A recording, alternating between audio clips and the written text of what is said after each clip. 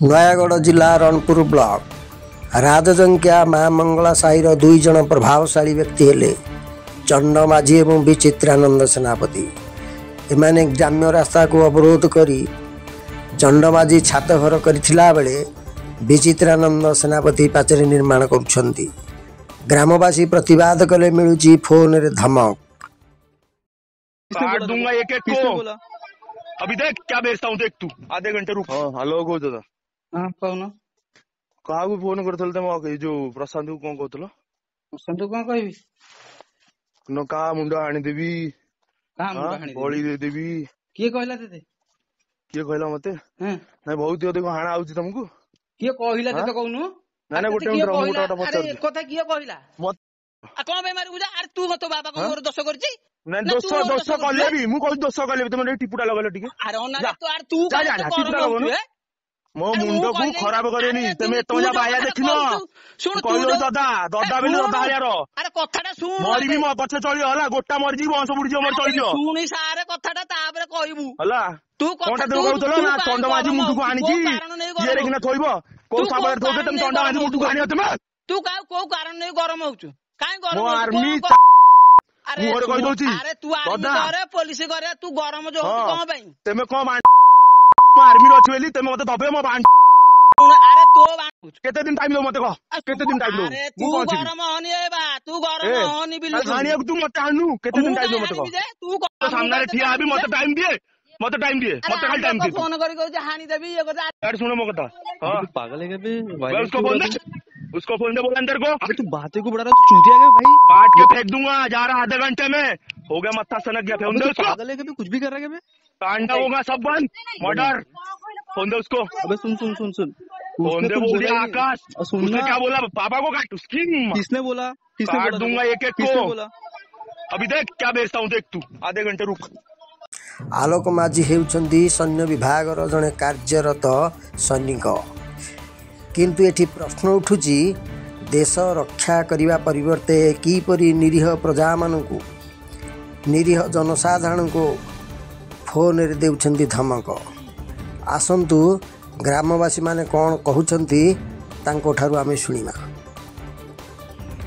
नाटा कोन कहले? झिल्ली माझी होगा जंकिया राजू जंकिया हो सही मंगला साई। कौन असुविधा है कहले? असुविधा है आम पिला माने जाय पाना स्कूल जाय पाना आमी घर बाहर रास्ता नहीं आम कुआड़े जावाक एपटे घर करी सेपटे रोड करी एमुनी सब कुआड़े रास्ता नहीं सब बंद बंद कर दे। कितने जगह हम जानि छ? 35 कड़ी 35 कड़ी 35 कड़ी। समस्या काहे सृष्टि होला? समस्या काहे सृष्टि आगुरु पढ़ा हैतिला बाट से बाट ये हेकितिला एबे घर जणे तोळुची मो कहलाठू समाज जो जगहटा कहउली से जगहटा ग्राम्य रास्ता की? आगे ग्राम रास्ता। हाँ आपण मानकर कोन रहइबो माने हम न्यूज़ चैनल कोन रहइबो? हम रास्ता दरकार हमको रास्ता दरकार। नाटा कोन कहले? सबिलता परबा होगा राजा जंके। कौन असुविधा है कहले? हमरा असुविधा है हमको रोड नहीं रास्ता नहीं हम पिला माने पढ़िया को जाय पारनती आम रास्ता घर बाहर पारनु पड़ जाय पारनु पानी पाइप भांग देछंती। प्रशासन रे काको जणैथिलो? गां भद्रलगी सरपंच को समस्त जानी है नहीं हमर जगार मालिक जो माने अछंती हम रास्ता ऊपर। हां चंडा माझी विचित्र सेनापति से माने को रास्ता मडै छंती। हां तहसीलदार जणैथिले? तहसील जणैछु आरआई की जणैछु थाना रे जणैछु। से माने कोन कहउछन? से माने कहछन तुम तहसील जानी मैं माप दीप करके जगह घर करो। जेटा टिके देला मना अक्षय कुमार माझी होगा राजा जंकिया। कौन असुविधा है कहले? आज्ञा 2009 मसीह तहसीलदार थाना माध्यम ग्रामवासी माध्यम रोड बाहर थिला आमर एबे आम साईर चंडमाझी घर कर रोड उपर आम यातायात करूँ कि गाड़ी आम्बुलांस भी आसी पारनी कि कौन सी जानवाहन भी जीवार समय नहीं आम घर भी बाहरी पारनु आम पिला माने भी स्कूल को भी जाई पारना बाहर आम साईर भी अन्य साईर भी ये हाई स्कूल को जीवा आसा करती पंचायत को जीवा आसा करती। ये माने जगहटी को कि समय अछि? ग्राम्य रास्ता 2617 प्लॉट नंबर रोड नंबर होची एटा 85 35 कड़ी होची रास्तार चौड़ा ଏମାନେ ପୁରା ଟୋଟାଲ କ୍ଲୋଜ୍ କରିସାରିଲେଣି।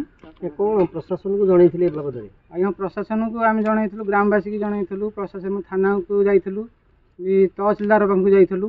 ତହସିଲଦାର କ'ଣ କହିଲେ? ତହସିଲଦାର କହିଲେ RI ଯିବେ, ଇନକ୍ୱାରି କରିକି ଆସିଲା ପରେ ଆମେ ପଦକ୍ଷେପ ନେବୁ। ଆମେ ମିଡ଼ିଆ ମାଧ୍ୟମରେ ଜଣାଉଛୁ ଇଏ ରାସ୍ତାରେ ଯଦି କିଛି ନ ବାହାରେ ଆମେ ଗ୍ରାମ ରାସ୍ତାରେ କିନି ରୋଷେଇ କରିକି ଖାଇବୁ। ଆମେ ଘରକୁ ତ ବାହାରି ପାରିବୁନି, ଆମେ ଗ୍ରାମ ରାସ୍ତାରେ ରୋଷେଇ କରିକି ଖାଇବୁ। ନହେଲେ ପ୍ରଶାସନ ସାମନାରେ ଆମେ ଯାଇକି ରୋଷେଇ କରିକି ଖାଇବୁ।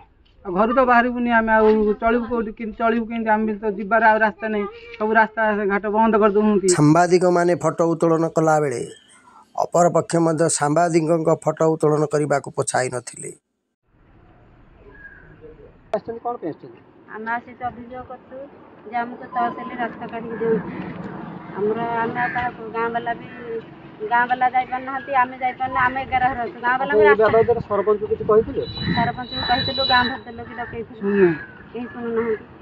କହୁଛନ୍ତି ରାସ୍ତା ହଁ ସେ ଛାଡ଼ିକି ଅଳ୍ପ ରାସ୍ତା କରିକି ନେଇତେ। ଏବେ 4-5 ଦିନ ହେଲା ଖୋଳିକି ପକେଇଛନ୍ତି। ଆମ ପିଲା ଯାଇପାରୁନାହାନ୍ତି ସ୍କୁଲକୁ, ଆମେ ପାଣି ଆଣିପାରୁନୁ, ଆମେ ଘରୁ ବାହାରି ପାରୁନୁ। ଗାଳି ମୁଣ୍ଡ କରୁଛୁ। ଦେଖନ୍ତୁ, ଆମର ନୟାଗଡ଼ ଜିଲ୍ଲା ରଣପୁର ବ୍ଲକର ଏଇ ଜଙ୍କିଆ ମା ମଙ୍ଗଳା ସାହିର ମା ମାନେ ଏଇ ତହସିଲ ଅଫିସରେ ଆସିକି ଉପସ୍ଥିତ ହୋଇଛନ୍ତି। ତାଙ୍କର ଅଭିଯୋଗ ହେଉଛି ଯେ ତାଙ୍କର ଗୋଟେ ଗ୍ରାମ୍ୟ ରାସ୍ତା ଅଛି, ଯାହାର କି ପ୍ଲଟ୍ ନମ୍ବର ହେଉଛି କେତେ? 2617। ଏଇ 2617ଟା ହେଉଛି ରାସ୍ତା ଉପଯୋଗୀ। ଯେହେତୁ ମା ମଙ୍ଗଳା ସାହିରେ 11ଟି ପରିବାର ବସବାସ କରନ୍ତି, 11ଟି ପରିବାର ହେଲେ ମଧ୍ୟ ପ୍ରାୟ 70ରୁ ଊର୍ଦ୍ଧ୍ୱ ଲୋକ ସେଠି ବସବାସ କରନ୍ତି। ସେମାନଙ୍କର ଯିବା ଆସିବା ପାଇଁ ସେ ରାସ୍ତାଟି ନିହାତି ଆବଶ୍ୟକ। ଗାଁର କିଛି ପ୍ରଭାବଶାଳୀ ବ୍ୟକ୍ତି ଯେ କି ସେ ରାସ୍ତାଟିକୁ ଅବରୋଧ କରିଛନ୍ତି, ଯାହାଫଳରେ ସେମାନଙ୍କର ଯାତାୟାତରେ ସମସ୍ୟା ସୃଷ୍ଟି କରୁଛି। ସେମାନେ ତହସିଲ ଅଫିସରେ ଆସିକି ଅଭିଯୋଗ କରିଛନ୍ତି ଯେ ତହସିଲଦାର ଯଦି ଏଇ ଗ୍ରାମ୍ୟ ରାସ୍ତାଟି ଯିବା ଆସିବା ପାଇଁ ସେମାନଙ୍କୁ ଆଇନ ସାହାଯ୍ୟରେ ସହାୟତା ହୁଅନ୍ତା, ସେମାନେ ଉପକୃତ ହେବେ। ସେମାନଙ୍କର ପିଲାମାନେ ଯିବା ଆସିବା କରିବା, ସ୍କୁଲ ଯିବା ଏବଂ ଗ୍ରାମବାସୀଙ୍କ ତରଫରୁ ଅନ୍ୟାନ୍ୟ ଯେଉଁ ବ୍ୟକ୍ତିମାନେ ମଧ୍ୟ ଯେହେତୁ ରାସ୍ତା ସେଠି ଯିବା ଆସିବା ପାଇଁ ପ୍ରତିବନ୍ଧକ ସୃଷ୍ଟି ହେଉଛି, ସେମାନେ ଅଭିଯୋଗ କରିବାକୁ ଆସିଛନ୍ତି।